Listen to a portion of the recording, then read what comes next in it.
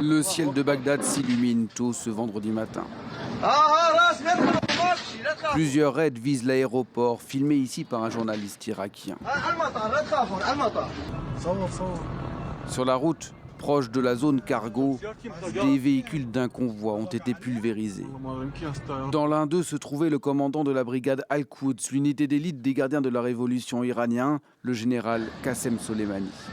Il venait d'atterrir dans la capitale irakienne en provenance de Syrie ou du Liban. Il est mort sur le coup. Tout comme Abu Mahdi al-Muhandis, le chef d'une milice irakienne soutenue par l'Iran, qui était venu le chercher.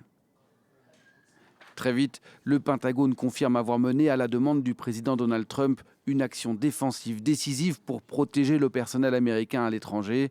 Le département de la Défense ajoute que le général Soleimani était activement en train de préparer des attaques contre des diplomates américains en Irak et dans la région. De son côté, l'Iran convoque une réunion d'urgence du Conseil de sécurité nationale ce vendredi. Le guide suprême déclare 3 jours de deuil et appelle à une vengeance terrible.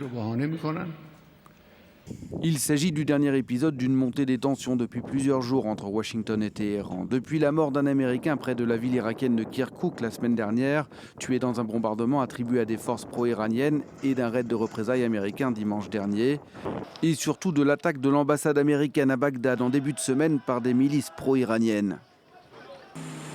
Autre signe de cette escalade, plusieurs centaines de soldats américains sont arrivés dans la région en renfort ces dernières heures.